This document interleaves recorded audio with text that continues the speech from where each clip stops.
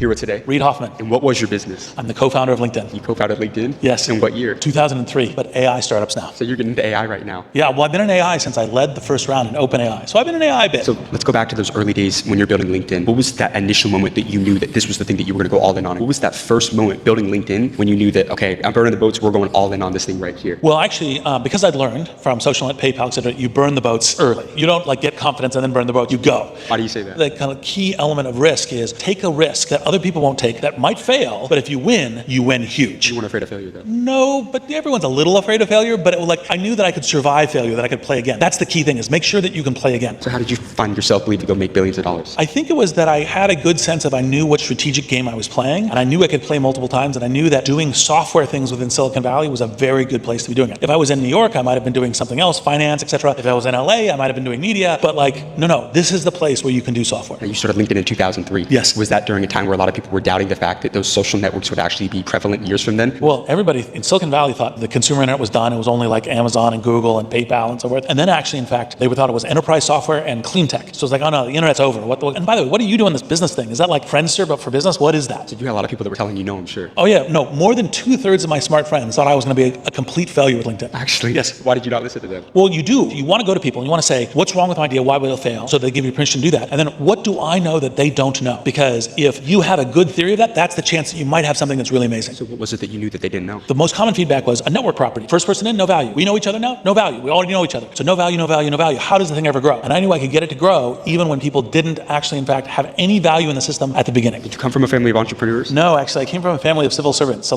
my grandfather was like, wait, why has he become an industrialist? This is terrible. So what was your turning point to entrepreneurship in? Who was the most influential, most inspirational person on you that enabled you to build one of the most influential tech companies in the entire world? So what I decided, I went to Stanford University, majored in AI, and what I decided was I wanted to create new products. And that led me into entrepreneurship. I initially went and worked at Apple Computer and Fujitsu and other things. And I was like, no, I want to create a new product. And that's the thing that led me on entrepreneurship. Throughout your career, what was the most amount of money that you made in a single year? One of the things that's amazing about having co-founded LinkedIn is last year it did $16 billion in revenue. LinkedIn did $16 billion last year? Yes. How much did you sell LinkedIn for? We sold LinkedIn for $26 billion. To who? To Microsoft. What was that conversation like? How did you exit LinkedIn for over $20 billion to Microsoft? That's incredible. Well, so what happened is Satya Nadella, Bill Gates came down the office and said, we're interested. I was like, well, okay, let's talk about it. They think it's one of the best acquisitions they've ever done. Was it worth it for them? It was worth it for them and it was worth it for me. But what's your secret to networking with other billionaires like Bill Gates? Let's say somebody doesn't have a ton of credibility. Before you had all the credibility that you had, how did you build those relationships with those A players that were able to take you places that money can't? Networking platform in the world. What's your best networking advice for anybody in business? The key thing is think what you can give someone. So what's something that you could do that would help them? So for example, Satya Nadella started calling me because I'm like, oh, here's what you need to understand about Silicon Valley. And he's like, that's really helpful. That helps me as Microsoft engage with Silicon Valley. And similar, when talking to Bill, I don't say, hey, Bill, you're just so great. He is great. But it's like, oh, here's something that's going on in the modern world of tech. Here's something about AI that I see that you may not have seen yet. So has Bill Gates become a friend of yours? Yeah, Bill's great. What do you notice about these people? Among the most successful people that you've gotten to know really well, what do they all have in common that's enabled them to be part of that 0.00001% of the top 1%? Well, there's three different things I'm going to say. I'm going to give you three. So one is curiosity. So intensely wanting to learn. That's like Satya, Bill. Another one is just raw grit and I am going to make this work,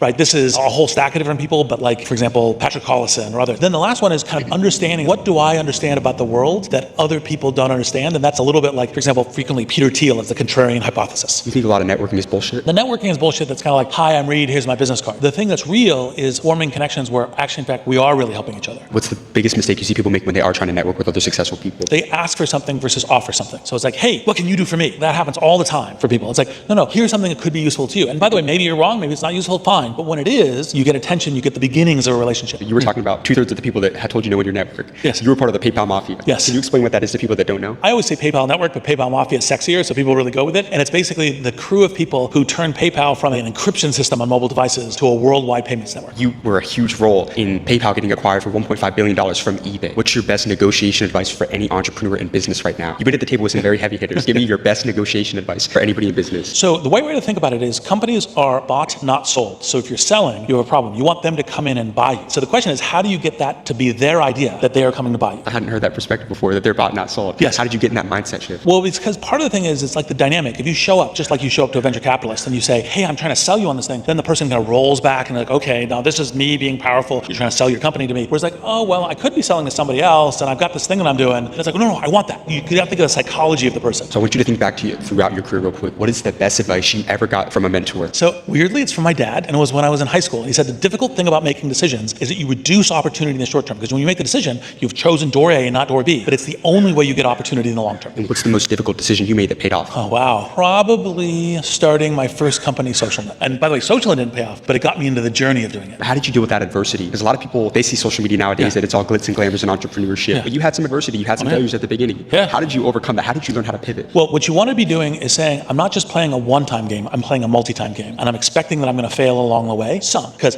it's not that you want to fail, it's not that you celebrate failing, but you celebrate learning in order to win. I'm going to have you dig deep on this one right here. I'm going to ask one more piece of advice you got from a mentor. Give me one from the dad. Give me one from somebody in that network that you had that really changed your life from a business standpoint. Well, when someone actually tells you something that you really need to hear that wasn't something you were originally planning. So I was networking my way to VCs early, and one of the lawyers that I actually talked to said, hey, look, you're a friend of Lori's. Let me just tell you, you're not going to be able to raise money right now. You need to go prove your credentials at launching products first. Go do that first, then go try to raise money. And that's what I went. I actually went and ended up working at Apple Computer Earworld, and then built a network around me, and that helped me. Did you take out a lot of capital to scale? Well, in today's term, de minimis, but it was $5 million in the first round. Nothing after that? Or? Oh, no. Ultimately, we raised about $140 million. What was your secret to raising capital? It's one of the hardest things for business owners to do because investors, they invest in people and they invest in businesses, not ideas, right? So the best thing is think about what kinds of things investors are looking for something that's going to be amazingly big, and they're looking for things that they think is the current trend for what's going. So like AI, things are good to pitch, although if you say, hey, it's an AI milkshake, that won't work so well. So you're looking for that, and then you're looking for why is it you're going to take a bet on me? So like a VC looks at 600 to 800 deals a year and says yes to 0 to 2 of them. So why would they take a bet on you? And being edgy that way is really helpful. So what's the number one thing that you look for in a business or a person when you're deciding to make an investment? As somebody who's been one of the most successful VCs in the game. It's being surprised about something that could be amazing. So like, for example, when I met with the Airbnb co-founders, I told them in 2 minutes I was going to make them an offer to invest because they had gone, we've seen something that no one else has seen, which is eBay, but for space, and here we go. What's your most contrarian opinion about the future of industries that venture capital will be investing in that maybe a lot of people will disagree with you on? Probably that the world of bits will be greatly accelerating the world of atoms. So part of the reason why I just co-founded a company curing cancer with AI is because AI will accelerate how we discover new drugs. That acceleration will also be like, for example, robots. That acceleration will be manufacturing. Like we will figure out how to build much better, cheaper, faster houses because of AI. What's the most common mistake you see business owners make in today's world? You became one of the most successful VCs in modern time. You've been on the board of a lot of successful companies. What's a blind spot that a lot of maybe even successful founders have that you see across a lot of companies in today's world? It depends a little bit on which game you're playing. But within the tech startups, it's not taking the bold enough risk. You're trying to make sure that you're successful versus, hey, I'm going to try this, and either it's going to be spectacular or I'm going to die. And that's okay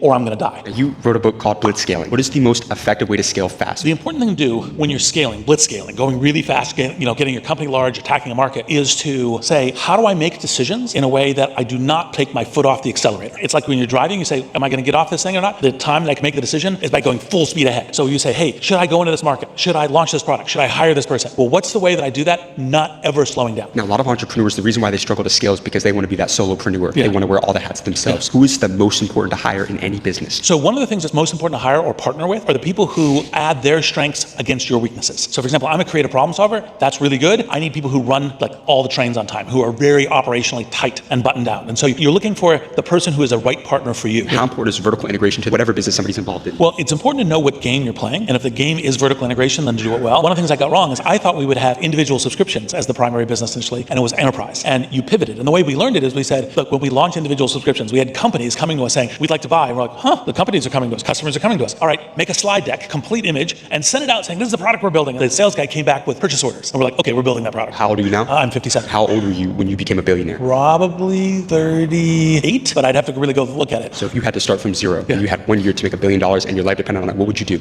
Do something that's very different than what other people would be doing. Now, there's a lot of AI stuff right now, but what would be something that would be, I started a cancer drug discovery company, but that's not a year. That's like 5-10 years. So do you think in decades then? Oh, yeah. Long-term? Yes. I almost never play a 1 year game. I play a 10-year game. Why is that? Because part of, again, where it's contrarian is most other people don't think about 10 years. They don't think about how you compound to 10 years. And compounding to 10 years is one of the things that gives a differential edge. But even if you've already had an exit for over $20 billion, you still are thinking that long-term? Yeah, absolutely. Why is that? Like just because that's actually how you create something that's epic, that changes industries. And looking back to that exit, what was the number one thing that led to an exit over $20 billion? It was a realization that building a network and getting growth in the network and then monetization could come later. So like frequently when people think of business, they think, well, I gotta have someone pay me right now. It's like, no.